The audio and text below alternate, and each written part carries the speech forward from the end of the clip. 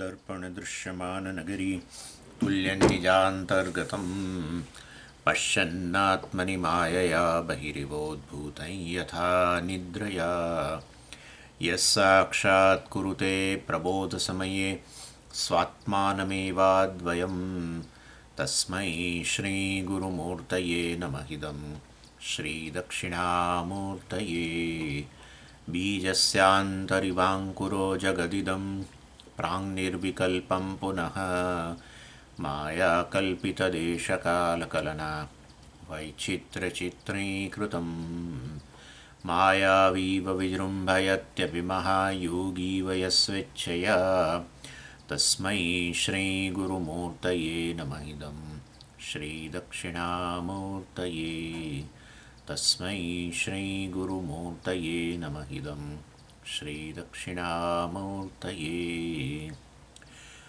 ॐ सहना भवतु सहनौ भुनक्तु सह वीर्यङ्करवावहै तेजस्विनावधीतमस्तु मा विद्विषावहै।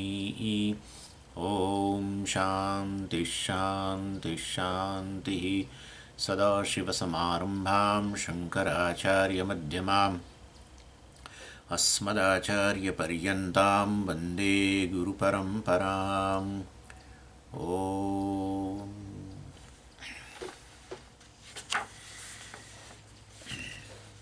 આપણે આ સત્યમ જ્ઞાનમ અનંતમ બ્રહ્મ જે છે એનું ભાષ્ય જોઈ રહ્યા છીએ.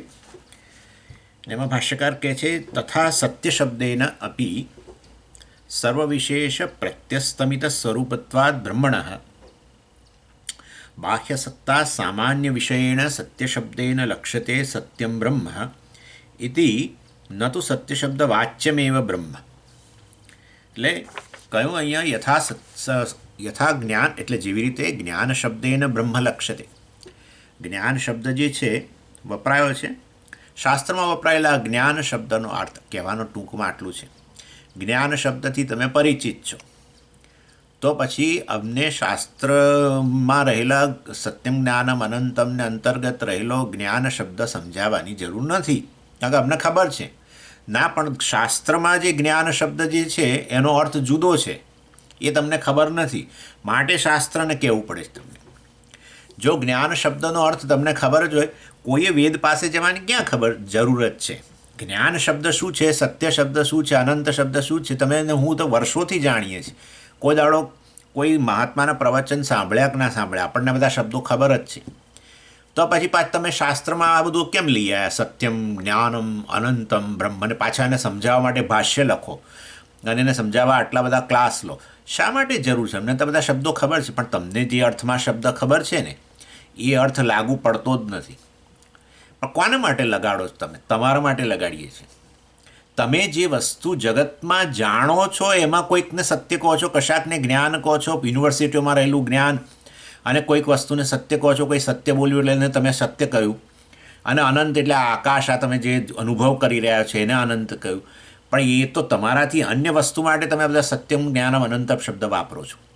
તમને એ ખબર છે કે તમે સત્ય છો, તમે જ જ્ઞાન છો અને તમે જ અનંત છો? ના, આવું તો ખબર નથી. બસ તો પછી હા, એટલે પણ હું કેવી રીતે સત્ય અને કેવી રીતે જ્ઞાન ને કેવી રીતે અનંત? એટલા માટે આટલા બધા ક્લાસ, એટલા માટે આટલું ભાષ્ય. હા, એટલે જણે મને કહું કે આ બધું સમજાવવાની ક્યાં જરૂર છે? કારણ કે ખબર નથી.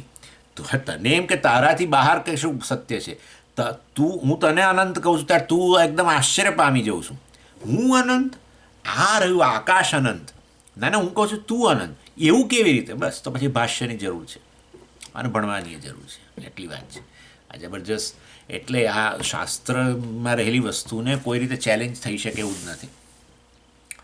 ઇન શોર્ટ, સત્યમ જ્ઞાનમ અનંતમ જે છે.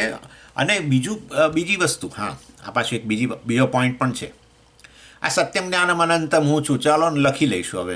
હવે પછી નવા હું મારા વિઝિટિંગ કાર્ડ્સ બનાવડાવીશ ત્યારે એમાં લખી દઈશ કે હું સત્ય જ્ઞાન અનંત બ્રહ્મ છું.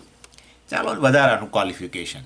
હા, હવે આપણે એમએસસી કેમેસ્ટ્રી ફલાણું ઢીકણું જોડે જોડે હવે આ પણ તમે કહો એટલે આ ઉમેરી દઈશું.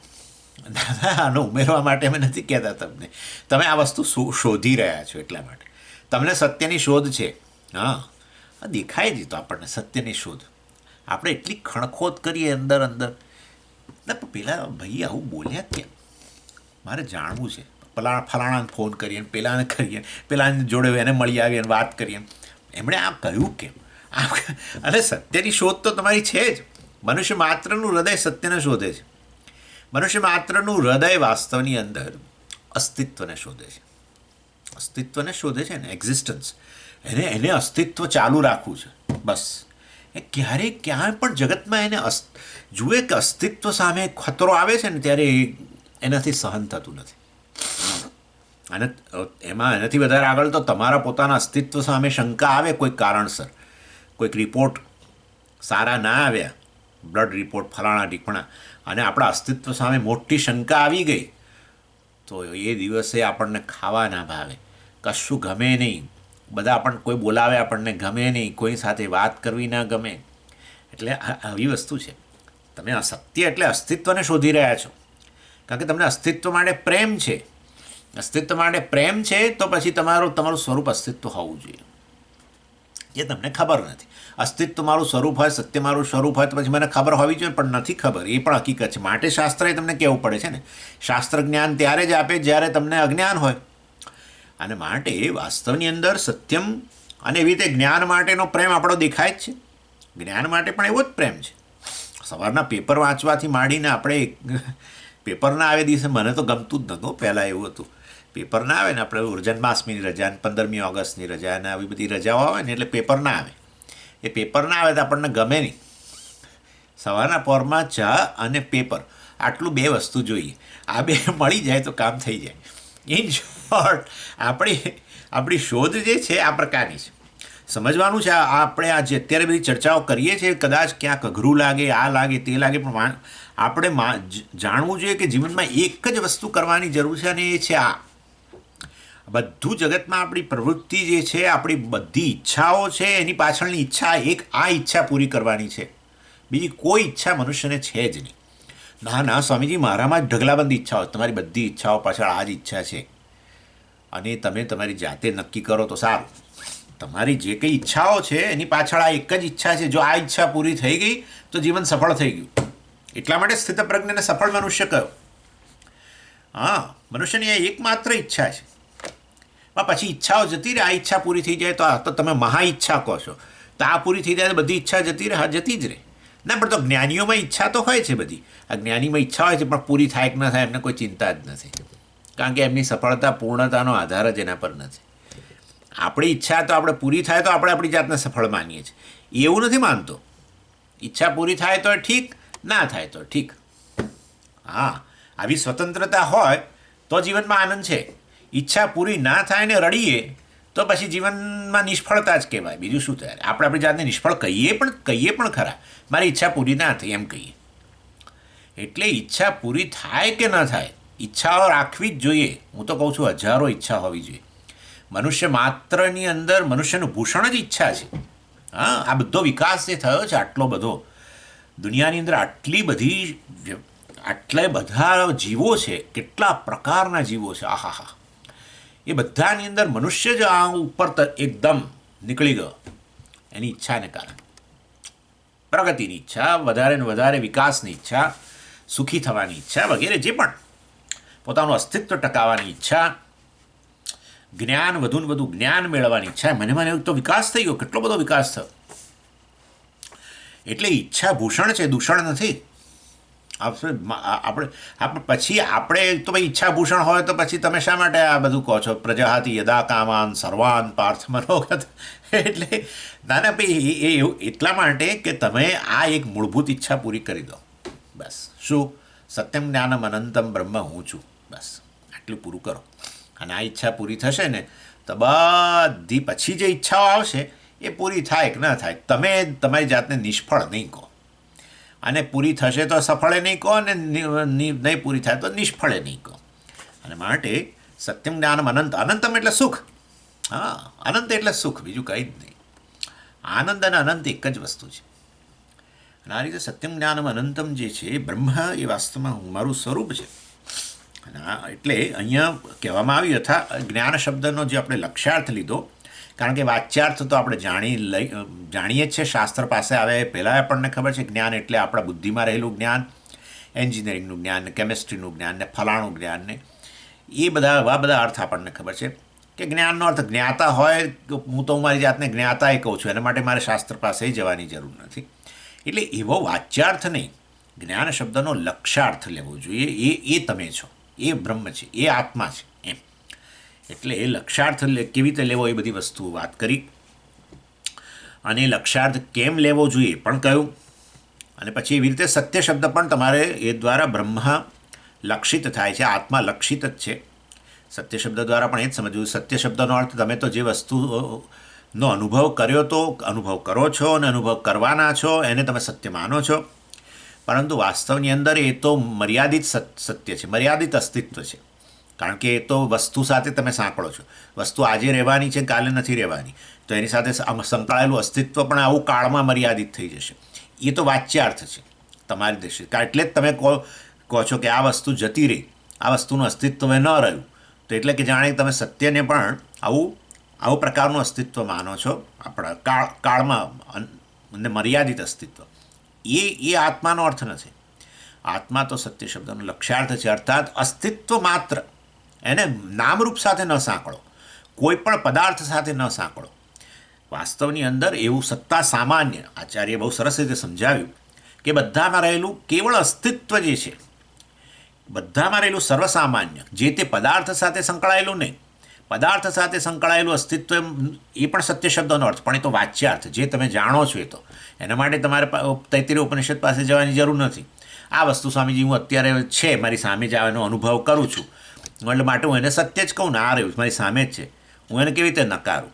એટલે તમે તો અસ્તિત્વ જે છે સત્ય શબ્દનો વાચ્યાર્થ, એને આની સાથે સાંકળ્યો છે ને, નામરૂપ છે માટે એને તમે સત્ય કહો છો. એવો અર્થ નથી, એ અહીંયા અર્થ નથી. આત્મા તો કેવો છે વાસ્તવમાં? આત્મા એટલે બ્રહ્મ, પરમાત્મા. તો પરમાત્મા આવો કાળમાં અસ્તિત્વ ધરાવતો હોય તો આ જે છે ને કાલ નથી, તો એ તો કંઈ પરમાત્મા થોડો હોય. એટલે નામરૂપથી સંકળાયેલું અસ્તિત્વ નહીં, બધા જ નામરૂપમાં સામાન્યપણે રહેલું છે, પણ બધામાં રહેલું છે. એ છેપણામાં જ બધા નામરૂપ ઓગળી જાય છે. હા, સત્તા સામાન્ય ઓગળી જાય છે. એટલે શું? પ્રત્યસ્તમિત તત્વાત કહ્યું ને, સર્વ વિશેષ પ્રત્યસ્તમિત સ્વરૂપ. આ બધું અસ્તિત્વ જે છે નામરૂપવાળું અસ્તિત્વ, વિશેષ અસ્તિત્વ કહેવાય. એ બધા નામરૂપ જે છે એ વાસ્તવની અંદર એ આ અસ્તિત્વની અંદર વિલીન થઈ જાય. ઇન શોર્ટ કહેવાનો આશય એવો છે કે તરંગ જે છે, તરંગ છે તો તમે છે પણ તરંગ સાથે ન સાંકળો. આ તરંગ રૂપી નામરૂપ આ છેને કારણે છે, અને એ વાસ્તવમાં છે એટલે અસ્તિત્વને કારણે. અને એ તરંગને બદલે બીજું કંઈક આવ્યું તો એમાંય છે પણ રહે છે, એને બદલે બીજું કંઈક હતું તો એમાંય છે પણ રહે છે. એનો અર્થ એવો થયો કે આ બધા વિશેષો છે નામરૂપવાળા અસ્તિત્વ, એ બધા આ મૂળ જે સામાન્ય અસ્તિત્વ જે છે, જેને જે બ્રહ્મ છે, એ સત્ય શબ્દનો લક્ષ્યાર્થ છે. અને કારણ કે જગતનું એ કારણ છે માટે સરળ છે. પણ કોણ પ્રદાન કરે? જે કારણ હોય એ કરે. હા, તરંગ છે, એમાં છે પણ તમે કહ્યું કે એ જે છે એની અંદર આ તરંગ સમાઈ જાય છે, તમે કહ્યું આ વિશેષ ઓગળી જાય છે, તમે એવું કહ્યું. તો એટલે મારે શું સમજવાનું? શું એ છે પણ કારણ છે, તરંગ કાર્ય છે. હા, કાર્ય શેમાં ઓગળે? કારણમાં જ ઓગળે. પણ એ તો પાણી છે. હા, પણ પાણીમાં પાછું છે પણ ક્યાંથી આવ્યું? તો સમજીએ તો પેલા અણુઓ છે. હું એટલે તમને કહું છું, છેવટે એક છે એવું છે જે સામાન્ય છે બધામાં, જેની અંદર બધા જ નામરૂપ આ રીતે વિલીન થતા જાય છે. હા, એ છે એનું નામ જ છેવટે, એ તમે છેલ્લે છે પર પહોંચો ને, એ શાસ્ત્ર કે છે, એ તમે છો. અને એને માટે સત શબ્દ વાપરે છે. સદૈવ સૌમ્યદમગ્ર આસિત, એ સત જ કહેવાય કે એને જ સત્ય કહેવાય. સદૈવ સત્યમ, જે જગતનું કારણ છે, કારણ જ કાર્યને અસ્તિત્વ આપે, અને બધા કાર્ય કારણમાં જ ઓગળે. બધા જ નામરૂપ એક નામરૂપમાં છે પણ સામાન્ય છે, અને માટે એ છે પણ બ્રહ્મ છે, એ જ વાસ્તવમાં સર્વનામરૂપ જગતનું કારણ છે. અને માટે સર્વનામરૂપ એમાં જ ઓગળી જાય. આચાર્ય કહે છે સર્વ વિશેષ પ્રત્યસ્તમિત રૂપત્વ. પ્રત્યસ્તમિત એટલે બધા એની અંદર વિલીન થઈ જાય. તો કાર્ય છે, કાર્ય કારણમાં જ વિલીન થાય. એટલે એ વાસ્તવની અંદર એટલે આપણે સર્વસામાન્ય જે છે પણ છે એ સત્ય શબ્દનો અર્થ છે.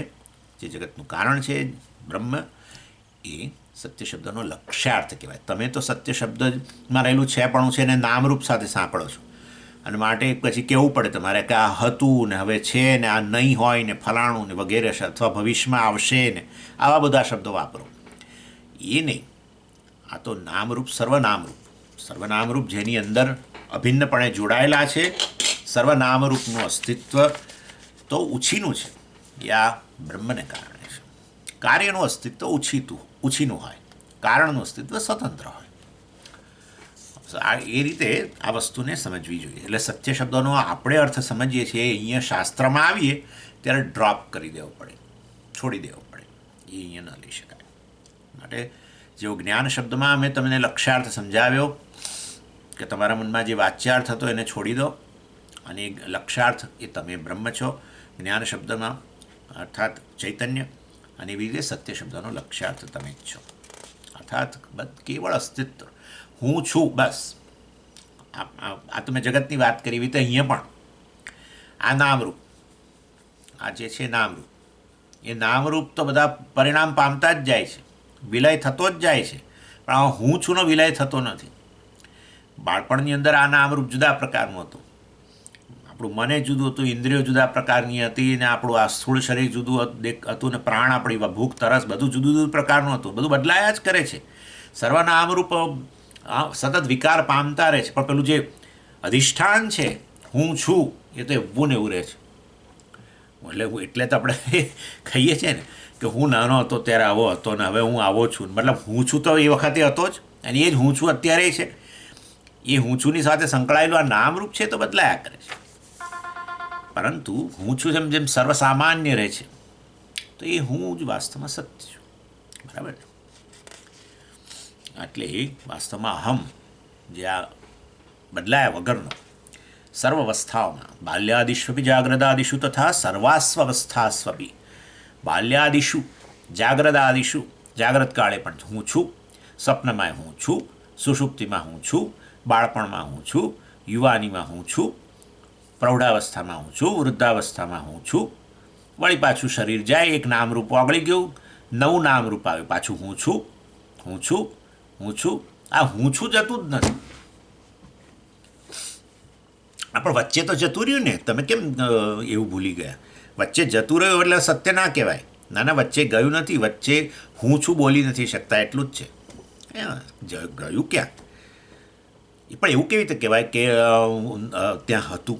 ભાઈ સુષુપ્તિ જોઈ લો ને, પણ સુષુપ્તિમાં હું છું બોલો છો તમે? નથી બોલતા તો નથી તમે.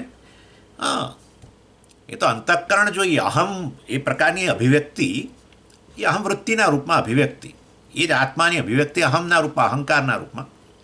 એને માટે મન જોઈએ. હવે મન જાગ્રત ન હોય, લય પામી જાય તો ન બોલી શકો, પણ તેથી તમે નથી એવું થોડું છે. એવું ને એવું મૃત્યુ પછી પણ આ અભિવ્યક્તિ ન રહે, કારણ કે અંતઃકરણ સૂક્ષ્મ શરીર એકલું, જ્યારે સ્થૂળ શરીર વગર એકલું સૂક્ષ્મ શરીરની અંદર એ વાસ્તવમાં અહમના રૂપમાં અભિવ્યક્તિ દેખાય નહીં એની. પણ એ સૂક્ષ્મ શરીરનો પ્રવેશ થાય નવા સ્થૂળ શરીરમાં પ્રારબ્ધ પ્રમાણે, તો વળી પાછું હું છું ચાલવા માંડે. એટલે વાસ્તવની અંદર પણ મને દાખલા તરીકે ગાયનો જન્મ મળે તો હું છું કેવી રીતે બોલે? ભાઈ એનું હું છું જુદા રૂપમાં દેખાય, પણ હોય તો ખરું જ ને. ગાય ચેતન છે કે નહીં? છે. બસ. તો જીવ છે કે છે? બસ. એટલે ચેતનની અભિવ્યક્તિ વાસ્તવમાં થાય કે ન થાય? ઇલેક્ટ્રિસિટીની અભિવ્યક્તિ હોય કે ન હોય એ જુદી વસ્તુ છે, પણ ઇલેક્ટ્રિસિટી નથી એવું ના બોલશો. બલ્બ હોય તો ઇલેક્ટ્રિસિટી અભિવ્યક્ત થાય, બલ્બ તૂટી ગયો તો ઇલેક્ટ્રિસિટી નથી એવું ના બોલાય. હા ના, બલ્બ તૂટી ગયો એટલે કે ઇલેક્ટ્રિસિટી નથી, તો હાથ અડાડ્યો તો તરત ખબર પડે કે શું છે આ પરિસ્થિતિ. હા, લાઇટ ચાલુ, પેલી સ્વિચ ચાલુ રાખવાની, અને ભલે બલ્બ ના હોય આપણે આંગળી અડાડી દેવાની તો તરત ખબર પડે ઇલેક્ટ્રિસિટી છે કે નહીં. હા, ઇલેક્ટ્રિસિટી નથી એવું ના બોલાય, અભિવ્યક્તિ નથી. આવું છે. એક બલ્બ તૂટી ગયો, પ્રારબ્ધ પૂરું થઈ ગયું, નવો બલ્બ પાછો આમ લગાડ્યો તો વળી પાછું આવ્યું, ચાલુ જ છે, ક્યાંય જાય જ નહીં. બહારનું આ સત્ય શબ્દોનો લક્ષ્યાર્થ કહેવાય. અસ્તિત્વ, સર્વસામાન્ય અસ્તિત્વ જે કાળથી મર્યાદિત ન હોય. કાળથી મર્યાદિત પેલા નામરૂપ સાથે સાંકળો, એ સત્ય શબ્દનો વાચ્યાર્થ થયો. નામરૂપ સાથે જોડી દો તો પછી એ હતું, છે, આવશે એવું બધું જ કરવું પડે, કારણ કે પેલું નામરૂપ જવાનું છે. બદલાવાનું છે. એક જશે બીજું આવશે એવું. એટલે પછી હતું થાય, હતું પછી આ છે આવે, વળી પછી આવશે આવે, ભવિષ્યમાં નહીં હોય એવું બધું આવે. નામ સર્વનામ રૂપમાં રહેલું અસ્તિત્વ સામાન્ય, તો પછી નામરૂપ સાથે જે તે નામરૂપ સાથે ન સાંકળી શકાય. સામાન્ય હોય તો પછી નામરૂપથી સ્વતંત્ર જ હોવું જોઈએ. એ સત્ય શબ્દનો લક્ષ્યાર્થ છે, અને એ તમે છો. મતલબ તમારા અસ્તિત્વ સામે કોઈ ખતરો જ નથી, તમે એવું અસ્તિત્વ છો. નામરૂપનું સાથે તમારી જાતને જોડી દેશો તો તમારા અસ્તિત્વ સામે ખતરો દેખાશે. હા, એટલે લોકો કહે છે ને કેટલા વર્ષ જીવવાનું હવે સ્વામીજી, કેટલા વર્ષ જીવવાનું, જાણે કે મારો અંત આવી જવાનો છે. અરે તમારો અંત આવવાનો છે કે આ શરીરનો અંત આવવાનો છે એ નક્કી કરો. શરીરનો અંત આવવાનો છે તો શરીર સાથે તમારી જાતને શા માટે સાંકળો છો? બસ એનો અંત લાવવાનો છે. શરીરનો અંત ભલે આવતો, શરીર સાથેની આ ગ્રંથિ છે, શરીર હું છું એ પ્રકારની ગ્રંથિનો અંત લાવવાનો છે. શરીરનો અંત તો આપણે લાવવાની જરૂર જ નથી, તો આપોઆપ જ એ ઈશ્વરનું કાર્ય છે, ડિપાર્ટમેન્ટ એનું છે, એ કર્યા કરે છે, ગણતરી કરે છે બેઠો બેઠો. એના પેલા ચિત્રગુપ્ત દ્વારા ગણતરી કરાવે છે, જેના દ્વારા ગણતરી કરાવતો છે, કરાવે છે ખરો.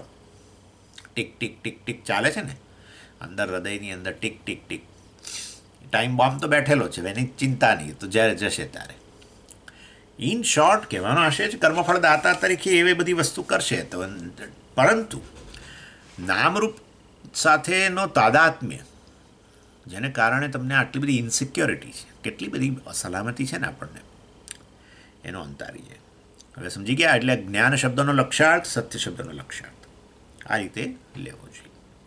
એવં સત્યાદિ શબ્દાः ઇતરેતર સન્નિધૌ અન્યોન્ય નિયમ્ય નિયામકાः સन्तઃ સત્યાદિ શબ્દવાચ્યાત નિવર્તકાः બ્રહ્મણઃ લક્ષણાર્થાશ્ચ ભવન્તિ ઇતિ. એવં આચાર્ય હવે બસ એવમ કહ્યું એટલે કે હવે અમે અહીંયા ઉપસંહાર કરીએ છીએ, અમે અહીંયા પૂરું કરીએ છીએ. હવે શું? સત્યમ જ્ઞાનમ અનંતમ બ્રહ્મ, એટલે ઢોલ વગાડી દો. એટલે એવમ સત્યાદિ શબ્દાઃ, આ રીતે સત્યાદિ શબ્દાઃ, સત્યમ જ્ઞાનમ આદિ, આદિ એટલે વગેરે વગેરે, સત્ય વગેરે એટલે સત્ય જ્ઞાન અનંત વગેરે જે છે એ બધું બ્રહ્માનું લક્ષણ છે. કારણ કે બધામાં અમે લક્ષ્યાર્થ લીધો, એનો અર્થ કે આ સત્ય જ્ઞાન અનંત એ બધા બ્રહ્મના લક્ષણ કહેવાય. અને એ લક્ષણ કેવી રીતે કામ કરે છે? એટલે કે ઇતરેતર સન્નિધૌ, ઇતરેતર સન્નિધૌ એટલે એ બધા એકબીજાની હાજરીમાં, સત્ય જ્ઞાન અનંત જે છે એ બધા શબ્દો એકબીજાની હાજરીની અંદર અન્યોન્ય નિયમ્ય નિયામકાઃ સन्तઃ, એટલે વાસ્તવમાં તે એકબીજાના અર્થને નિયંત્રિત કરે છે. એટલે સત્ય શબ્દનો અર્થ જે આપણે લેવા જતા હતા, કેવી રીતે લક્ષ્યાર્થ બન્યો? એટલે કે સત્ય શબ્દનો તમે અર્થ જે લેવા જતા હતા, જે તમે તમારા માટે જાણીતો હતો, મતલબ લેવા જતા હતા એટલે તમારા માટે જાણીતો કયો હતો? પેલો કાળમાં મર્યાદિત. કેવી રીતે કાળમાં મર્યાદિત અર્થ લીધેલો? કારણ કે જે તે નામરૂપ સાથે એને સાંકળી દીધેલું અસ્તિત્વને. અસ્તિત્વ નામની સ્વતંત્ર વસ્તુ છે અને એ અનુય કારણ છે, આવું તો આપણા મનમાં જ ના આવે. આપણને એમ કે નામરૂપનું અસ્તિત્વ છે, આ અસ્તિત્વ છે પણ છે, આની સાથે જ સંકળાયેલું છે. એ તો કાળમાં મર્યાદિત, કારણ કે આ તો જવાનું છે, તો પેલું છે પણ જતું રહેશે પછી, હે ને? હું કહું અત્યારે કહું ક્લિપ છે, પછી ક્લિપ જતી રહી તો છે પણ જતું રહ્યું. એટલે વાસ્તવની અંદર એ જે પ્રકારે તમે જે અર્થ લેતા હતા એ અર્થ નહીં લેવા માટે જવાબદાર શું હતું? એટલે કે છે બીજો શબ્દ જે બેઠેલો છે અંદર એ જવાબદાર. કયો શબ્દ? અનંત કહ્યું. એટલે સત્યમ અનંતમ બ્રહ્મ છે. ઓહ, તો પછી કાળમાં મર્યાદિત અર્થ નહીં લેવાય. અનંત એટલે જે કાળમાં પણ અનંત છે, દેશમાં અનંત અને વસ્તુની તે અનંત. એટલે કાળમાં અંત પામતો સત્ય શબ્દનો અર્થ તમને જે ખબર હતો, જે વાચ્યાર્થ હતો, એને છોડાવ્યો આ અનંત શબ્દએ. આવું છે. એટલે એકબીજાના નિયમ્ય નિયામકાઃ, એકબીજાના અર્થનું નિયંત્રણ કરે છે. એવી રીતે જ્ઞાન શબ્દ જે છે એ પણ તમે એનો અર્થ પેલું બુદ્ધિમાં રહેલું જ્ઞાન જે તો મર્યાદિત છે, અને આ જે તે કાળે આવ્યું છે. યુનિવર્સિટીઓમાં ગયા કે ભણવા ગયા પછી જ્ઞાન ઉત્પન્ન થયું, તો આવો જ્ઞાન શબ્દનો અર્થ ન લઈ શકાય. તો કાળમાં મર્યાદિત છે, કેટલું જતું રહે છે, કેટલું. અત્યારે દાખલે તમે પૂછો કોઈકને, કોઈ વ્યક્તિ એન્જિનિયર હોય, હવે આપ રિટાયર્ડ થઈ ગયા તે બધું, હવે પૂછો તો કેટલું થોડું કદાચ કે, પણ જેટલું ભણ્યા હતા ને એ વખતે જેટલું યાદ હતું એનું કશું ન, ઘણું બધું જતું રહ્યું હોય. આવું લાગે ને આપણને. જ્ઞાન જતું રહ્યું એટલે યાદ ના આવે, ધરબાયેલું પડ્યું જ છે પરંતુ આપણને યાદ ના આવે. કારણ કે તમે પાછા નહીં તો ફરી કહેશો તમે જે જ્ઞાન પાછું જતું રહે ને અજ્ઞાન આવી જતું હોય તો પછી આ આત્મજ્ઞાન પણ જતું રહે અને આ પાછું એનું અજ્ઞાન આવી જાય એવું તમે બહુ ચેમ્પિયન લોકો છો એટલે ફટાક કરતાં બોલો પહેલાં જ હું તમને કહી દઉં જ્ઞાન ઉત્પન્ન થયેલું જ્ઞાન જ્યારે અજ્ઞાનનો નાશ કરે પછી એ ફરી પાછું જાય નહીં. હા એટલું ખરું ધરબાયેલું છે કારણ કે ઉપરા ઉપર તો બહુ પડે ને આપણે અત્યારે કશું ભણીએ પછી આજે દિવસ દરમિયાન કેટલાય અનુભવો થાય એની છાપ એના ઉપર પડ્યા કરે એના ઉપર પછી આવતીકાલે છાપ પડે પરમ દિવસે છાપ પડે એટલે પેલું બિચારું દબાતું જાય અંદર 2 દિવસ પહેલાંનું કંઈક જ્ઞાન હોય થોડું એ જાણે અંદર દબાઈ જાય અને આવું વર્ષો પહેલાંનું હોય તો ખાસું દબાઈ જાય બધું બહુ ખોદીને બહાર કાઢવું પડે. એટલા માટે જેવું તમે પાછું એ પાછી એન્જિનિયરિંગની ચોપડી કાઢો ને અત્યારે 30 વર્ષ પછી અને આમ જુઓ તો તમને ના થાય કે આ બધું મને ખબર જ નથી એવું નહીં થાય આ બધું તો મને ખબર હતી હવે યાદ આવ્યું એમ કહેશો બધા. એ જ બતાવે છે કે પડેલું જ છે બધું અંદર. હવે પહેલી વાર હું જાણું છું એવું નહીં થાય.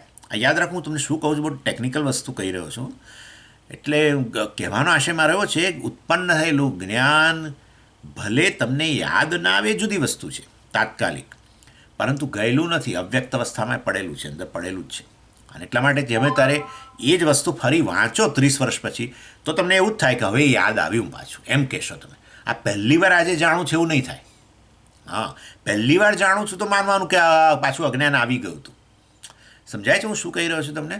હા નહીં તો આ બહુ મોટો જબરજસ્ત ભયંકર ક્વેશ્ચન છે આ તો. ઉત્પન્ન થયેલું જ્ઞાન પણ જો જતું રહેતું હોય ને અજ્ઞાન પાછું આવતું હોય તો ભણવાનો જ અર્થ શું છે? કદી ના જાય ગમે તે વિષયનું જ્ઞાન હોય કદી જાય જ નહીં આવું છે. એટલે જીવનકાળ દરમિયાન બાકીનું પછી શું થાય ખબર નથી. એ પછી એ તો યાદ આવતું હોય છે ઘણાને અને અથવા તો દબાયેલું પડ્યું હોય છે અને એ કંઈક જુદા રૂપમાં અભિવ્યક્ત થતું હોય છે ને એ બધું હોય છે. વળી પાછા નવા જન્મમાં આપણને એન્જિનિયરિંગ માટે થોડું કામ જરા આકર્ષણ દેખાય ને બધું એટલે એના સંસ્કારો હોવા તો જોઈએ જ એ જરા જુદા રૂપમાં. પણ એક વસ્તુ ખરી કે આનું અત્યારે આ જન્મનું બધું જ્ઞાન છે એ નવા જન્મમાં બધું યાદ આવે એવું થતું નથી. એ ઈશ્વરની અરેન્જમેન્ટ છે કોઈક પ્રકારની કે જેને કારણે આ જન્મના અનુભવો આ જન્મના મા બાપ આ જન્મનો બીજી કેટલીય વસ્તુઓ પૂરેપૂરી યાદ આવે એવું નથી બનતું. ક્યાંક એવા દાખલા બહુ હવે આવવા માંડ્યા છે પરંતુ ઇન જનરલ આપણા સંસ્કાર હોય છે. આપણા સંસ્કાર અનુભવ આપણો હોય ને એને કારણે આપણા સંસ્કાર એ દિશામાં હોય. અમુક વસ્તુ કેમ ગમે આપણને ખબર નથી. અમુક જ વિદ્યાશાખા બહુ ગમે અમુક ના ગમે. કેમ આવું છે? કારણ કે એટલે પૂર્વનું કંઈક અનુભવ છે એનો. ઇન શોર્ટ એટલે એ બધા પાછળ આપણી વાસનાઓ પાછળ એનો અનુભવ તો ખરો પણ પૂરેપૂરું યાદ એ વખતે ન આવે એ બને. એ કંઈક છે જેવું માના ગર્ભમાં દાખલ થઈએ ને એની સાથે કંઈક ભગવાનની આ એક કરામત છે અને એ બહુ સારી વસ્તુ છે. અપોહનમ બહુ જ સારી વસ્તુ છે. તમે વિચાર કરો આ જન્મના દુઃખના અનુભવો જે છે આપણા એ આપણને ઊંઘવા ના દેતા હોય તો પૂર્વજન્મના બધા દુઃખના અનુભવો યાદ આવે તો શું થાય તમે કલ્પના કરો. વિચાર કરો માણસ જીવી જ ના શકે. એ કેટલાય લોકોના જીવનની અંદર ઉપરાઉપરી દુઃખ આવતું હોય છે.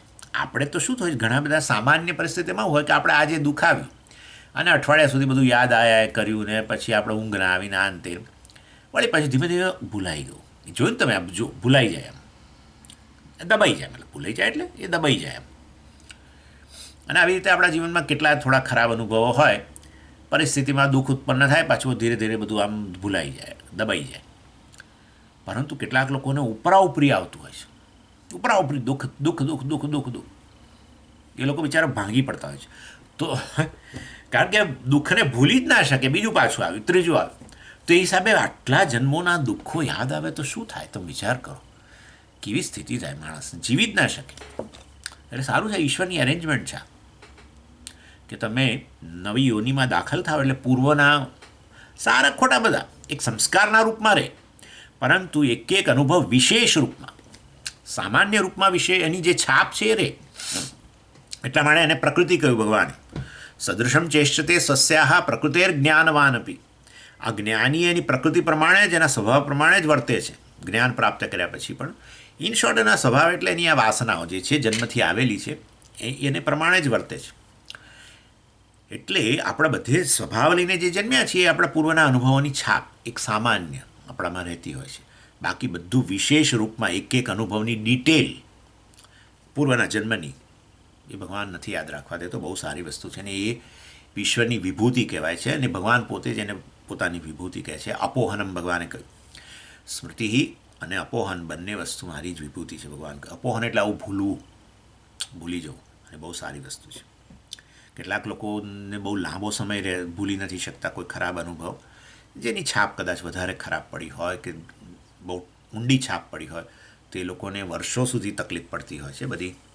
ચાલો, એનીવે, ઇન શોર્ટ, આ તો આપણે આ સત્યમ જ્ઞાનમ અનંત, એ આ બધા સત્ય જ્ઞાન અનંત શબ્દો વગેરે જે છે એ એકબીજાને આ રીતે એકબીજાની મતલબ એ બધાની હાજરીને કારણે એ એમના અર્થનું જાણે કે નિયંત્રણ થાય છે.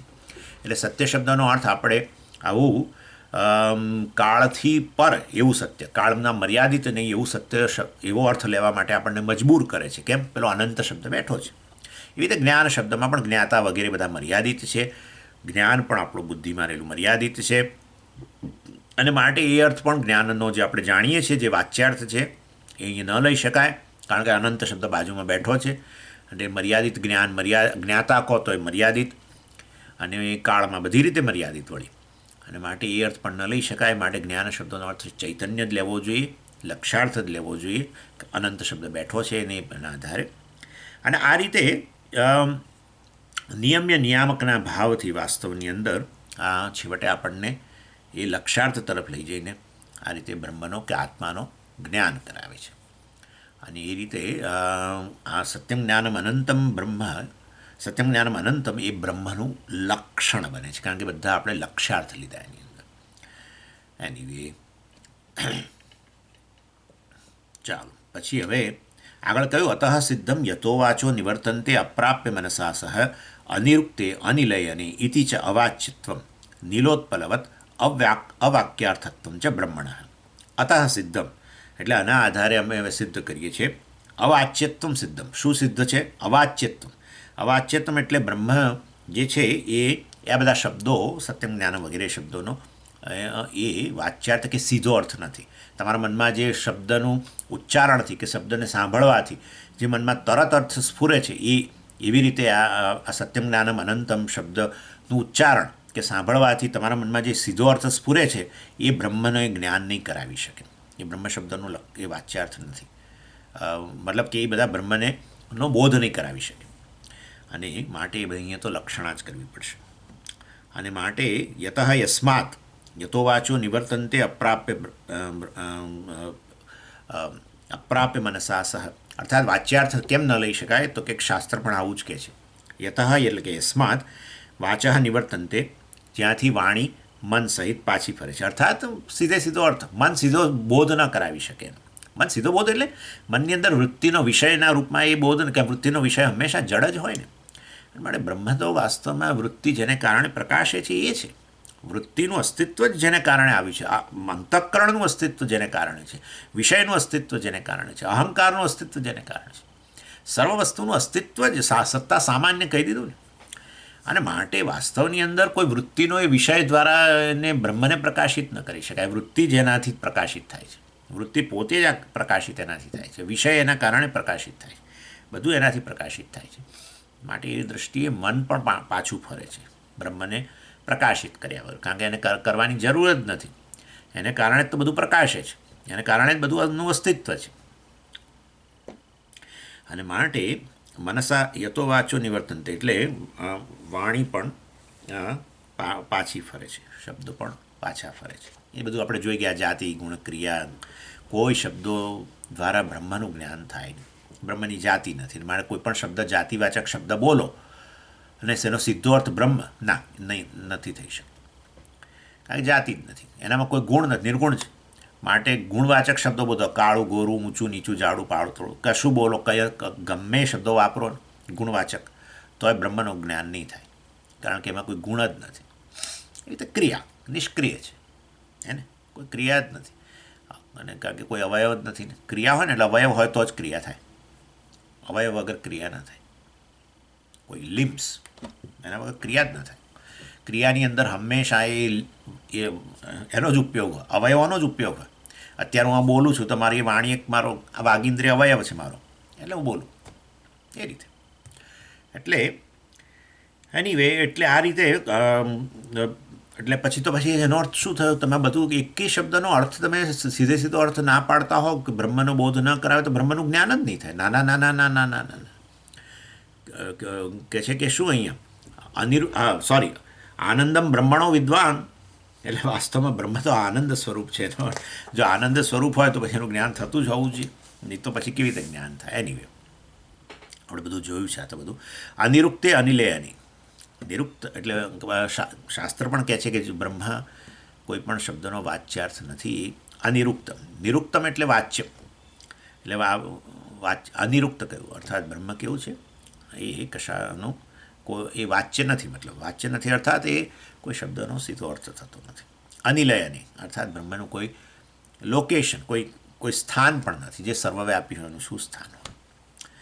એનીવે એટલે અને પછી કેનોપનિષદની અંદર કહ્યું ને, એ તો આ પેલું શું કહ્યું? યદ્વાચા અનભ્યુદિતમ એન વાગ અભ્યુદતે તદેવ બ્રહ્મત્વમ વિધિ નેદમ યદિદમ ઉપાસતે. યદ્વાચા અનભ્યુદિતમ, જે વાસ્તવની અંદર જે શબ્દથી, વાચા એટલે શબ્દો, વાણી, જે શબ્દથી પ્રકાશિત ન થાય, જે શબ્દનો વિષય ન બની શકે. એન વાગ અભ્યુદતે, પણ શબ્દ જેને કારણે ઉદ્ભવે છે, શબ્દનું અસ્તિત્વ અને શબ્દમાં પ્રકાશનનું સામર્થ્ય જેને કારણે છે એ બ્રહ્મ છે. શબ્દથી એ બ્રહ્મ પ્રકાશિત ન થાય, શબ્દ જેને કારણે પ્રકાશે છે એ બ્રહ્મ છે. તદેવ બ્રહ્મત્વમ વિદ્ધિ. વાસ્તવમાં સર્વનું અસ્તિત્વ, સર્વ વસ્તુ પ્રકાશે છે કારણ કે બ્રહ્મ પ્રકાશે છે. સર્વ વસ્તુ છે કારણ કે બ્રહ્મ છે. બધું જ છે કારણ કે હું છું. બધું પ્રકાશે છે કારણ કે હું પ્રકાશું છું. બસ, એટલે આ ચૈતન્યને કારણે બધું પ્રકાશે. ચાલો, એ તો પતી ગયું. હવે એટલે આ રીતે સત્યમ જ્ઞાનમ અનંતમની કોમેન્ટ્રી અહીંયા પૂરી થાય છે. હવે આગળ છે યો વેદ નિહિતમ ગુહાયામ પરમે વ્યોમન, એટલે એની હવે વ્યાખ્યા ભાષ્યકાર શરૂ કરે છે. તદ્યથા વ્યાખ્યાત, આટલે સુધી તો આપણે જોઈ ગયા હતા. આ તો ખાલી અડધો કલાક તો મેં રિપીટ જ કર્યું, પહેલાં જે થઈ ગયું હતું ને એને રિપીટ કર્યું. એનીવે હવે આજનું પ્રવચન હવે છે તદ્યથા વ્યાખ્યાતમ બ્રહ્મ યહ વેદ વિજાનાતિ નિહિતમ સ્થિતમ ગુહાયામ ગુહતેઃ સંવરણાર્થસ્ય નિગૂઢાઃ અસ્યામ જ્ઞાનજ્ઞેય જ્ઞાતૃપદાર્થાઃ ઇતિ ગુહા બુદ્ધિઃ તદ્બ્રહ્મ યથા વ્યાખ્યાતમ સત્યમ જ્ઞાનમ અનંતમ લક્ષણમ યહ વેદ યથા વ્યાખ્યાતમ. આ બ્રહ્મ જે છે, જે શ્રુતિ જે પ્રકારે એનો ઉદ્બોધ કરે છે સત્યમ જ્ઞાનમ અનંતમના રૂપમાં, એ રૂપમાં બ્રહ્મને કે પોતાને જાણે છે. અર્થાત પોતાના વિશેનો જે જૂનો અભિપ્રાય હતો એ તૈત્તિરીય ઉપનિષદ ભણ્યા પછી છોડી દે છે. હવે હું મારા વિશે જે પહેલાં માનતો હતો એ છોડી દઉં છું, બસ. હા, એને બ્રહ્મવિદ કહેવાય, બ્રહ્મને જાણનારો. જ્ઞાની પુરુષ કોણ? જે શાસ્ત્રનો અભિપ્રાય છે મારા વિશેનો એને સ્વીકારે અને એ એના મનમાં સ્પષ્ટ થઈ જાય, એ બ્રહ્મનિષ્ઠ કહેવાય. બીજું શું? ત્યારે બ્રહ્મનિષ્ઠ એટલે આપણને એમ કે બ્રહ્મમાં બેઠો, નિષ્ઠા એટલે ઉસમેં બેઠ ગયા, એટલે પેલું ગુંદર લગાડી, એવું બધું નહીં. હવે હું એવો પેલો મનની અંદર આવી શંકા ના રહી એને, મેં બ્રહ્મ कैसे हूँ, ये न રહ્યું. બસ, મેં બ્રહ્મ कैसे हो सकता हूँ. આમ હવે આવું ન રહ્યું. ભાઈ શાસ્ત્ર કે તું બ્રહ્મ છે, બરાબર છે, એમ બોલે છે, બરાબર છે, યસ, કરેક્ટ. એટલે એનું નામ બ્રહ્મનિષ્ઠા. આવું છે. અત્યારે મને કોઈ કહે તમે મનુષ્ય છો, તમને આપણને થાય તમે શું મોટી વાત કરી આપણને, એવું કે આ તો એને જ એવું છે. તમને કોઈ એમ કે તમે મનુષ્ય છો, ઓહો શું તમે તો બહુ જ્ઞાન આપ્યું મને આજે. કેવું નેચરલી આપણે કહ્યું ને, વિવેક ચૂડામણીમાં એ જ મેં વાત કરી ને. એટલે વાસ્તવની અંદર બહુ નેચરલી તમે સ્વીકારી લો, આમ સ્વાભાવિકપણે સ્વીકારી લો કે બરાબર જ છે, યસ હું બ્રહ્મ છું. એને વારે વારે યાદ ન કરાવવું પડે. યાદ કરાવવું પડે એના એ નિધિધ્યાસન કહેવાય. પેલી વિપરીત ભાવનાને દૂર કરવી છે. અવિદ્યા વાસના, નિષ્કર્મ સિદ્ધિમાં કહ્યું ને, અવિદ્યા વાસના છે. એટલે એને કારણે પેલી વિપરીત બુદ્ધિ, દેહમાં આત્મબુદ્ધિ પાછી એની વાસના છે, વિપરીત ભાવના એ આવ્યા કરે છે, દેહાત્મ ભાવના. જ્ઞાન તો પ્રાપ્ત થઈ ગયું શ્રવણ મનનથી, પરંતુ આ પેલી વાસનાઓને કારણે એ વાસનાઓ ત્રાસ પોકારતી હોય છે. આપણે ચા છોડી દઈએ તો આમાં તો એ જ યાદ આવે, બીજું યાદ જ નથી આવતું. ચા છોડી દઈએ પછી તમે જોજો થોડા દિવસ સુધી કેવું થતું હોય છે. બરાબર આમ થાય કે હવે તો જઈએ આપણે ત્યાં જઈ અને ચા બનાવીએ રસોડામાં જઈ. ના, એસિડિટી થાય છે, ના જ ના ના ના બીજે દિવસે પાછું એ જ ટાઈમે થાય, ના ના ના ના ના ના, બધા આનું વાસના આવું જ છે. જ્ઞાન પ્રાપ્ત થઈ ગયું, ડાપણ આવી ગયું કે ચા ના પીવી જોઈએ, એને બધું નિશ્ચય થઈ ગયો અને બધું, પણ યાદ તો આવવાનું થોડા દિવસ. એ યાદ આવ્યું એટલે શું, પેલી વાસના જાગ્રત થઈ ને, એમ મારું કહેવું છે. વાસના જ સ્મૃતિ બને. વાસનાઓ છે અને આપણે અવ્યક્ત કહીએ, મતલબ કે દબાયેલી છે. એ જે તે પરિસ્થિતિ, અનુકૂળ પરિસ્થિતિમાં વાસનાઓ અભિવ્યક્ત બને એને સ્મૃતિ કહેવાય. બીજું કશું એમાં છે નહીં મોટી વસ્તુ, એને સ્મૃતિ કહેવાય. આ સમજીએ, સ્મૃતિ એટલે શું, આ વાસનાઓની અભિવ્યક્તિ અનુકૂળ પરિસ્થિતિની અંદર એ જે અનુરૂપ વાસનાઓ બહાર આવે. એટલે સવારે 4 વાગે એટલે પછી પેલું જ યાદ આવે, તરત પગ એ દિશામાં જવા માટે, રસોડાની દિશામાં જવાના જ ત્યાર પછી યાદ આવે ને પેલું. ઇન શોર્ટ કહેવાનો આશય એ છે, એટલે આ વાસનાઓ જે છે એ અવિદ્યા વાસના જે છે, જેને કારણે દેહમાં વિપરીત ભાવના છે, એ પણ જતી રહી. ત્યારે પછી હવે તમે સ્વીકારો છો બહુ સરળતાથી, યાદે ના કરાવવું પડે તમને કે તમે બ્રહ્મ છો. એનીવે, એટલે અહીંયા કહે છે આચાર્ય તદ યથા વ્યાખ્યાતમ બ્રહ્મ, જે પ્રકારે વ્યાખ્યાન કર્યું અમે બ્રહ્મનું લક્ષણ આપ્યું સત્યમ જ્ઞાનમ અનંતમ બ્રહ્મ, એ રૂપમાં યહવેદ જે જાણે છે, યહવેદ યો વેદ નિહિતમ, યો વેદ એટલે યહવેદ, વેદ એટલે વિજાનાતી, જે જાણે છે. અહીંયા વેદનો અર્થ આપણો આ ઋગ્વેદ બધું નહીં, હા, વેદ ક્રિયાપદ છે, એનો અર્થ છે જાણવું, વિજાનાતી. વેદા વિનાશિનમ નિત્યમ યૈનમ અજમ અવ્યયમ, બીજા અધ્યાયમાં ભગવાન કહ્યું વેદા વિનાશી, વેદ અવિનાશિનમ. વેદ અવિનાશી છે ના, ઋગ્વેદ અવિનાશી એવો અર્થ નથી ભાઈ. વેદ એટલે જે જાણે છે, અવિનાશિનમ આત્માનમ યહ વેદ, આ આત્માને જે અવિનાશીના રૂપમાં અવિનાશી જાણે છે એમ. વેદ ક્રિયાપદ છે, યાદ રાખજો. વેદ શબ્દ પણ છે, ઋગ્વેદ વગેરે નાઉન પણ છે અને ક્રિયાપદ પણ છે. એટલે આચાર્ય તરત બિચારા યહ વેદ વિજાનાતી એમ કહી દે છે પોતે જ, ભાષ્યકાર, જે આ રીતે જાણે છે. અને ક્યાં પણ આ બ્રહ્મ સત્યમ જ્ઞાન અનંતમ બ્રહ્મને ક્યાં જાણે છે? ઓહો, નિહિતમ સ્થિતમ ગુહાયામ, યો વેદ નિહિતમ ગુહાયામ, નિહિતમ સ્થિતમ એટલે એ વેદ આ બ્રહ્મને, સત્યમ જ્ઞાનમ અનંતમ બ્રહ્મને એ ગુફાની અંદર જાણે છે. એટલે કે આ બ્રહ્મને જાણીને તો એ પરમની પ્રાપ્તિ કરે છે ને, અનંતની પ્રાપ્તિ કરે છે, અનંત સુખની પ્રાપ્તિ કરે છે, એવું એ કહેવાય. અનંતની પ્રાપ્તિ કહો, અનંત સુખની પ્રાપ્તિ કહો.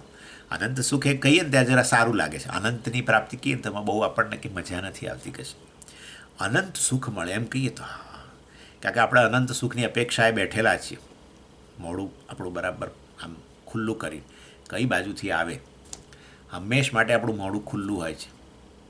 અને સુખની પ્રાપ્તિ માટે સર્વદેશ, સર્વકાળ, સર્વ પરિસ્થિતિઓની અંદર આપણે સુખ ઈચ્છીએ છીએ, એને અનંત સુખ કહેવાય, એને જ અનંત સુખ કહેવાય. એટલે વાસ્તવમાં આવા અનંત સુખ જે છે એની પ્રાપ્તિ થાય છે. ક્યાં એવું ક્યાં કહ્યું? એ તો પહેલું વાક્ય આવી ગયું ભાઈ, બ્રહ્મવિદ પરમ આપનોતી. બ્રહ્મને જાણનારો જે છે એ અનંતને, પરમ અનંતને પ્રાપ્ત કરે છે, અનંત સુખને પ્રાપ્ત કરે છે, મોક્ષને પ્રાપ્ત કરે છે. અને પણ ક્યાં જાણવો? એટલે કે છે ગુફાની અંદર જાણો એને. હા, ગુફામાં ટોર્ચ કરીને જોઈ લો તો પછી અનંત સુખ મળી જશે. હવે એટલે આ ગુફા શું આવ્યું પાછું? એટલે ગુહા કહ્યું ને, એટલે આચાર્ય સમજાવે છે ગુહતે હે સંવરણાર્થસ્ય નિગૂઢાહ અસ્યામ. ચાલો પહેલાં ગુહતે હે સંવરણાર્થસ્ય, આ ગુફા શબ્દ જે છે એ ગુહ ધાતુમાંથી બનેલો છે.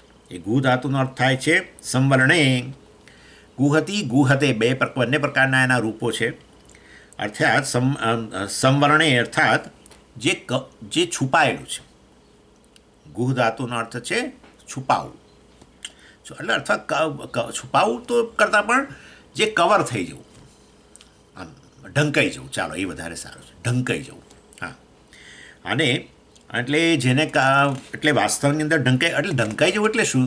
આપણી આંખ જે છે એ વાસ્તવની અંદર એને જોઈ ન શકે એવી વસ્તુ હોય જ્યાં પડેલી, એને આપણે ગુફા કહીએ.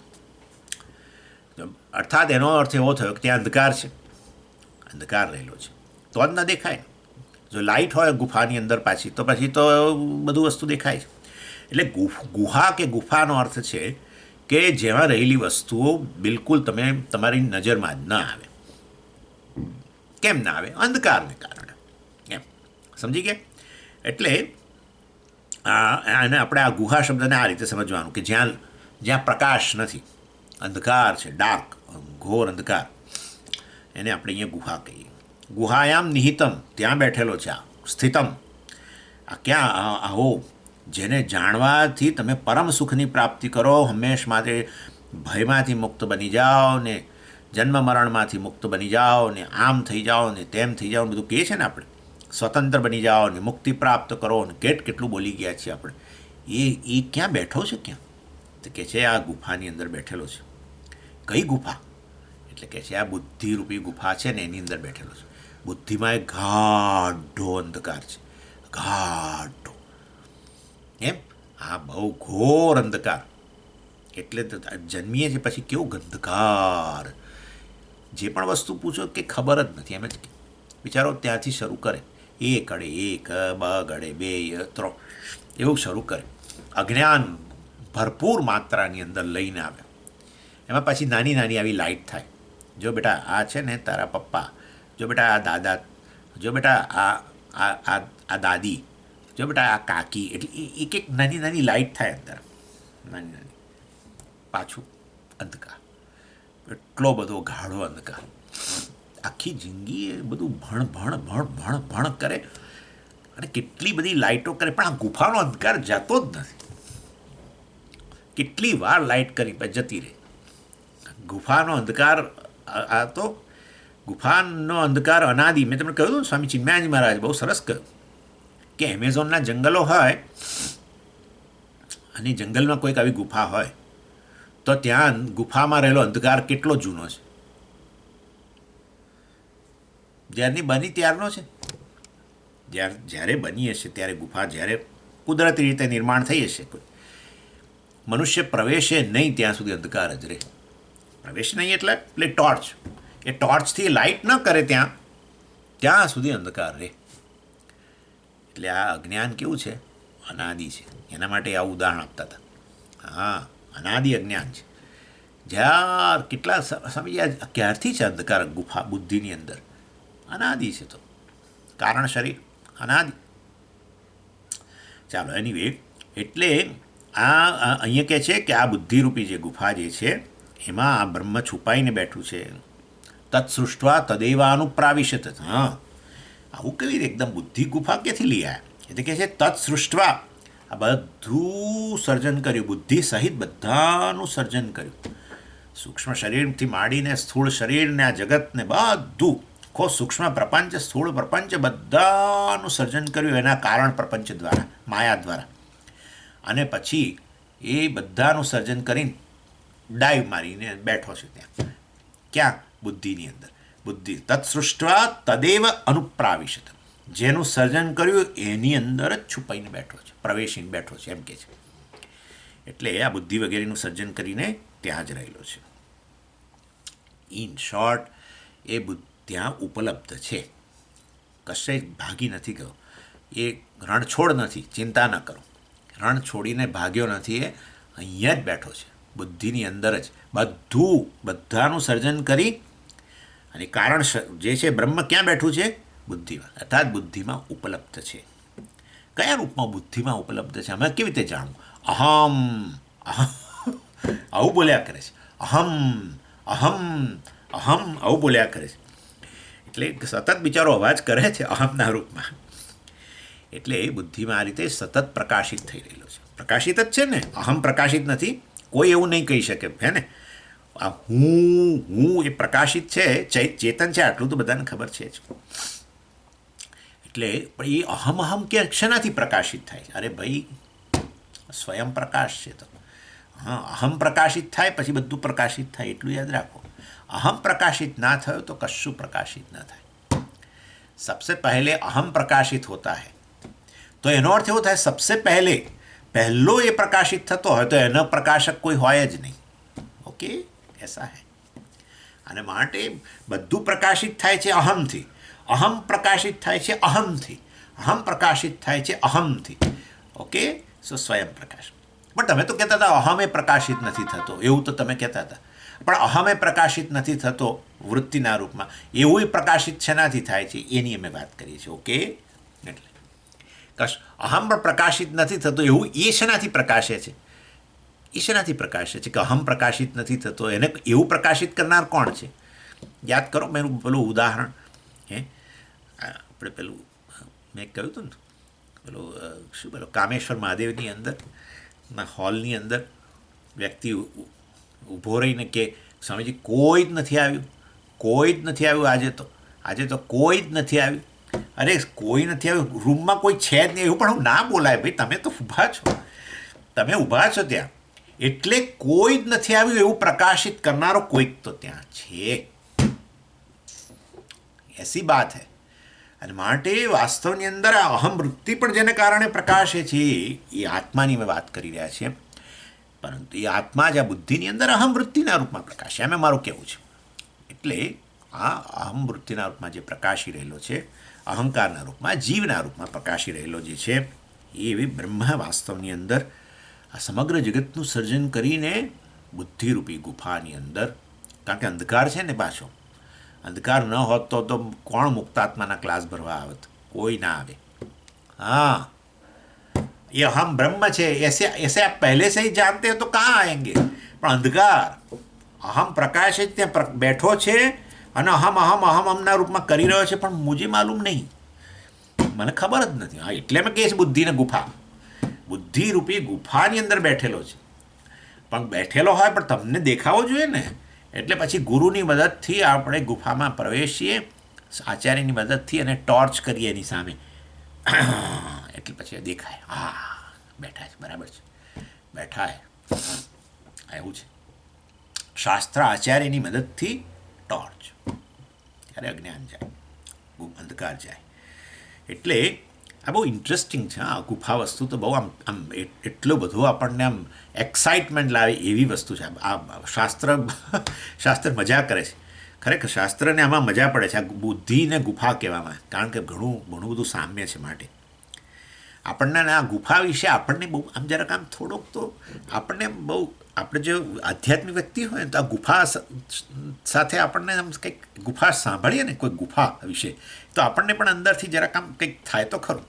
કેટલાક લોકોને ઝાડનો બહુ હોય છે, ઝાડ નીચે આમ બેઠા હોઈએ આપણે, અને કશી જ દુનિયાની પરવા ન હોય, અને કોઈક આમ સામે જમવાનું મૂક્યું, જલેબી મૂકી તો ખાઈએ ના ખાઈએ, અને આપણે બસ આમ આંખો ચડાવીને બેઠા હોઈએ, વાળ આમ વધી ગયા હોય આમ ચારે બાજુ, અને કીડી મકોડાએ ફરતા હોય તો આપણને ચિંતા ન હોય, અને આપણો ચહેરો અત્યંત તેજસ્વી આમ હોય બ્રહ્મ તેજને કારણે, લોકો આવે નમસ્કાર કરે કે ન પણ કરે તો આપણને કશી પડેલી ન હોય. માનાપમાનયો તુલ્ય તુલ્ય મિત્રારી પક્ષયો હો, આવું બધું હોય તો કેવું સરસ લાગે. સમજ, મને તો આવું બહુ જ વિચાર આવે કે આવું આવી રીતે આપણે, અને એક જણ મને કહે છે કે આપણે એવું સમજીએ કશું છે કે જેને કારણે ભૂખ જ ના લાગે, તો હું આ જગતની બિલકુલ ચિંતા ના કરું. આ ભૂખને કારણે દુઃખ છે બધું, એટલે આ કમાવા જવું પડે ને, આમને રહેવું ને તેમને, આશ્રમોમાં જઈને રહેવું પડે ને, છેવટે તો પેટ તો પાછું માગે જ ને. પણ એવું કશું છે કે ભૂખ જ ન લાગે, તો હું કોઈક ઝાડ નીચે જઈને બેસી જાઉં, ઝરણા પાસે, અને બસ આ રીતે જોયા છે ને કેટલાક જ્ઞાનીઓના ફોટા, એ મજા આવે. તો આ બધી સ્પિરિચ્યુઅલ શું છે ને કહે છે આ લોકો, આમ પેલી ફેન્ટસી બહુ છે બધું. આવું ગુફાઓને આવું છે જે લોકો ઋષિકેશ આવે ને એટલે કે શું જોવા જેવું છે, એટલે આપણે કહીએ કે આ લક્ષ્મણ ઝૂલા અને ફલાણું ને, અને પછી એક વશિષ્ઠ ગુફા છે અહીંયા નજીકની અંદર, થોડાક કિલોમીટર જ છે, જીપ લઈને જવાય ને, એમ ગુફા છે, દોડે, તરત દોડે. એ લક્ષ્મણ ઝૂલા કે ગંગાજીને બાજુ મૂકીને પહેલાં ગુફા જોવા જાય. આ ગુફાનું પણ એવું જ છે કે સાંભળીએ ને એટલે આપણને કંઈક અંદરથી રોમાંચ થાય. હા, જો શબ્દ યાદ આવ્યો, રોમાંચ થાય અંદરથી આપણને. એટલે વાસ્તવની અંદર આમ તો ગુફામાં તમે પ્રવેશો ને તો અંદર આ બધું ડેમ્પ એટલે પેલું આપણે ના કે ભેજની વાસ આવતી હોય ને એવું હોય અંદર, અને આપણને એમ થાય કે અહીંયા બેસીએ, આવ્યા છીએ તો હવે આ ગુફામાં બેસીએ, કેવી શાંતિ છે. એમ કે શાંતિ શબ્દ બોલતા જ આમ જાણે આનો અનુભવ કરતા હોય ને એવું પાછું વાત કરે, શાંતિ છે અહીંયા. હા, એટલે બેસે, પછી વશિષ્ઠ ગુફામાં બેસે, પત્ની જોડે હોય તો પત્ની કહે કે ચલો હવે બસ જોઈ લીધી ગુફા, ના તારે બહાર જરા ફરતું, હું જરા આ નદી ગંગા કિનારે હું જરા બેઠો છું, થોડી વાર ધ્યાન કરું. અમારા સ્વામીજી અમને ધ્યાન શીખવ્યું છે, હું અહીં બેસીને ધ્યાન કરું.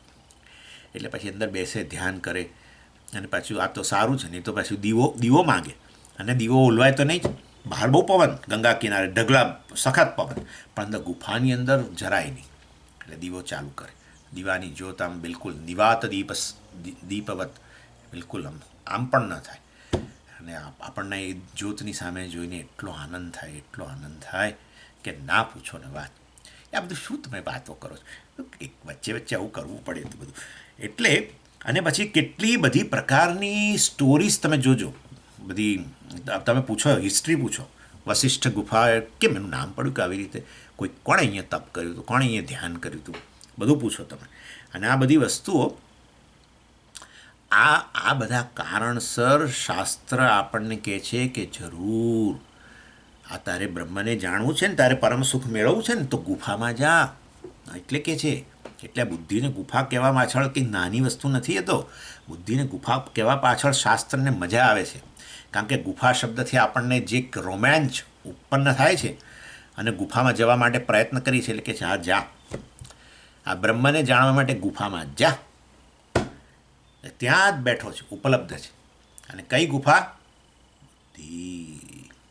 તમને ઘણા બધા કારણ આપ્યા ગુફા કહેવા પાછળ, કારણ કે મહાદંશે અંધકાર, અને એની અંદર આ બેઠેલો છે. અને અહમ અભિવ્યક્ત ત્યાં જ થાય છે, પણ અહમને બ્રહ્મના રૂપમાં નથી જાણતા. એ જ બતાવે છે કે જ્યાં અભિવ્યક્ત થયો છે ત્યાં અંધકાર છે, અજ્ઞાન છે. અને આ રીતે શાસ્ત્રને બહુ પ્રેમ છે આ બુદ્ધિને ગુફા કહેવામાં. પણ બુદ્ધિને જ ગુફા કેમ કહ્યું એ હવે તમને હું કહું. બુદ્ધિને ગુફા કહેવા પાછળ મેં તમને પહેલાં કયા બધા કારણો યાદ રહે કે ન રહે. આચાર્ય એક કારણ આપે છે, આવું છે: અસ્યામ જ્ઞાન જ્ઞેય જ્ઞાતૃ પદાર્થા નિગૂઢા. નિગૂઢા છુપાયેલા છે. શું એટલે કે છે? વાસ્તવની અંદર આ બુદ્ધિની અંદર આ ત્રણ ત્રિપુટી છુપાયેલી છે: જ્ઞાતા, જ્ઞેય અને જ્ઞાન. ત્રણ બુદ્ધિરૂપી ગુફામાં છુપાઈને બેઠા છે. અને માટે છુપાઈને બેઠા છે એટલે શું? અવ્યક્ત રૂપે રહેલા છે. ત્યાં તો ઉત્પન્ન થાય છે જ્ઞાતા, જ્ઞેય, હે ને? જ્ઞેય તો સમજીએ, બહાર વિષય એને જ્ઞેય કહેવાય. એ બહાર વિષય પણ જ્ઞેય બને. વિષય તો છે, વિષય જ્ઞેય ક્યારે બને? તમારી જ્ઞાન વૃત્તિનો વિષય બને ત્યારે એને જ્ઞેય કોણ તમે? એટલે જ્ઞેય પણ અહીંયા, જ્ઞાતા પણ અહીંયા, અને જ્ઞાન વૃત્તિ પણ અહીંયા. એટલે આ ત્રિપુટી જે છે અહીંયા જ બેઠેલી છે. અને જેવા તમે જાગો એની સાથે ત્રણેય બહાર. જેવા સૂઈ જાઓ, નિગૂઢા છુપાયેલા, અહમવૃત્તિ ઇદમવૃત્તિના રૂપમાં, અસ્મદ યુષ્મદ પ્રત્યે, અને પાછા જાગો. એટલે આ બુદ્ધિની અંદર જેમ ગુફાની અંદર વસ્તુ છુપાઈ પડી હોય, અંધકારને કારણે ન જણાતી હોય, એવી રીતે આ બુદ્ધિની અંદર પણ આ ત્રણ રહેલા છે. અને એ દ્રષ્ટિએ એને અહીંયા બુદ્ધિને ગુફા કહેવામાં આવે છે. ચાલો, પછી બીજો પણ એનો અર્થ છે, એ આપણે જોઈ લઈએ, પછી આપણે આવતી વખતે વધારે વાત કરીશું. નિગૂઢૌ અસ્યામ ભોગાપવર્ગૌ પુરુષાર્થૌ ઇતિ. વાહ! ભોગ જે છે એ પણ અહીંયા છુપાઈને બેઠો છે, મોક્ષ પણ અહીંયા જ છુપાઈને બેઠો છે. માટે બુદ્ધિને અમે ગુફા કહીએ છીએ. છુપાઈને હોય, બેઠું હોય, ન જણાતું હોય, એને કારણે ગુફા. તો કે બુદ્ધિમાં જ આ બંને પુરુષાર્થ છુપાઈને બેઠા છે. ભોગ એટલે આપણા સુખ દુઃખ સાક્ષાત્કાર. ભોગ સુખ દુઃખનો અનુભવ ક્યાં થાય? બુદ્ધિમાં. સુખનો અનુભવ કે દુઃખનો અનુભવ. સમજ, સુખ દુઃખના વિષયો બહાર, બધું બરાબર. તમે એને સુખનો વિષય જ ન કહી શકો. લો, જગતના કોઈ વિષયને તમે સુખનો કે દુઃખનો વિષય ન કહી શકો જો એનો તમને સુખ કે દુઃખના રૂપમાં અનુભવ ન થાય. સરળ. એટલે સુખ દુઃખનો અનુભવ ક્યાં થાય છે? બુદ્ધિ. માટે ભોગ, સુખ દુઃખ સાક્ષાત્કાર ભોગ. સુખ દુઃખનો સાક્ષાત્કાર એટલે સુખ દુઃખનો અનુભવ થવો એને ભોગ કહેવાય. અને અનુભવ બુદ્ધિમાં થાય છે. માટે ભોગ જે છે, ભોગ નામનો આપણો પુરુષાર્થ, એ પણ ક્યાં રહેલો છે? બુદ્ધિમાં જ રહેલો છે. તે બુદ્ધિમાં રહેલો હતો તો અમને દેખાવો જ જોઈએ ને, એટલે તો કહીએ છીએ કે છુપાઈને પડ્યો છે. હા, અને હમણાં અડધો કલાક પછી તમને સુખનો અનુભવ થવાનો છે કે દુઃખનો અનુભવ ખબર છે અત્યારે? ના, નથી ખબર. બસ તો પછી છુપાઈને પડ્યો છે. એટલે ભોગ જે છે એ પણ અહીંયા અંદર બેઠેલો છે અને મોક્ષ પણ અહીંયા જ બેઠો છે. હા, મોક્ષ પણ અહીંયા જ બેઠો છે. કેમ? મોક્ષ જ્ઞાનના રૂપમાં છે અને જ્ઞાન બુદ્ધિમાં વૃત્તિના રૂપમાં થાય છે. અહમ બ્રહ્માસ્મિ વૃત્તિ, એ અહમ બ્રહ્માસ્મિ વૃત્તિ સ્વામીજી હજુ તો જન્મી નથી. સારું, ત્યારે છુપાઈને પડી છે, વાંધો નહીં. એટલે જ્ઞાન પણ વૃત્તિના રૂપમાં થાય, એ બુદ્ધિમાં થાય છે. એટલે કે મોક્ષ પણ અહીંયા જાણે કે છુપાઈને પડ્યો છે અને ભોગ પણ અહીંયા છુપાઈને પડ્યો છે. માટે કે છે નિગૂઢ અસ્યામ, હે ને, આ બુદ્ધિની અંદર નિગૂઢ છુપાઈને રહેલા છે. શું? ભોગ અપવર્ગ, ભોગ અને અપવર્ગ એટલે મોક્ષ. પુરુષાર્થ, આ બંને પુરુષાર્થો પણ આ બુદ્ધિની અંદર જ જાણે કે છુપાઈને બધા પ્રકારના સુખ દુઃખના અનુભવો અથવા તો મોક્ષ જે વૃત્તિના જ્ઞાન વૃત્તિના રૂપમાં છે, બ્રહ્મ જ્ઞાનના રૂપમાં છે, એ પણ બુદ્ધિની અંદર જાણે કે છુપાઈને પડેલું છે. એટલે વાસ્તવમાં બુદ્ધિ આ બ્રહ્મનું ઉપલબ્ધિ સ્થાન છે અને ત્યાં જ એનું જ્ઞાન થવાનું છે. હા, વસ્તુ અહીંયા હોય તો બરાબર છે, પણ જે કંઈ જ્ઞાન થાય છે એ વાસ્તવમાં બુદ્ધિમાં જ થાય છે. અને માટે એટલે બ્રહ્મ બુદ્ધિમાં છુપાઈને અહમના રૂપમાં રહેલું જ છે અને એ અહમને જ બ્રહ્મના રૂપમાં જાણો એને બ્રહ્માકાર વૃત્તિ કહેવાય. અને એ પણ અહીંયા છુપાઈને પડેલું છે, એટલે કે મોક્ષ અહીંયા છુપાઈને પડેલું છે. અને આ રીતે વાસ્તવમાં બંને પુરુષાર્થ, ભોગ અને અપવર્ગ એટલે કે મોક્ષ બંને પણ એની અંદર જ રહેલા છે, બુદ્ધિમાં છુપાઈને બેઠેલા છે. માટે બુદ્ધિને અમે ગુફા કહીએ છીએ. આ આચાર્યએ આ વાસ્તવની અંદર જરા જુદો અર્થ આપે, બીજા આચાર્યોએ કર્યો હશે પણ એટલે અહીંયા કોટ કર્યો. પણ આપણે જે પહેલો અર્થ જોઈ ગયો જ્ઞાતા, જ્ઞેય અને જ્ઞાન પણ અહીં વૃત્તિ એ બધું છુપાઈને જ પડેલું છે બુદ્ધિની અંદર અને માટે બુદ્ધિને ગુફા કહી એ વસ્તુ આચાર્યને વધારે અનુકૂળ લાગે છે. ચાલો વધારે ચર્ચા આવતી કરીશું. ઓમ પૂર્ણમદ પૂર્ણમિદમ પૂર્ણાત પૂર્ણમુદચ્યતે પૂર્ણસ્ય પૂર્ણમાદાય પૂર્ણમેવાવશિષ્યતે. ઓમ શાંતિ શાંતિ શાંતિ. હરિ ઓમ શ્રી ગુરુભ્યો નમઃ. હરિ ઓમ.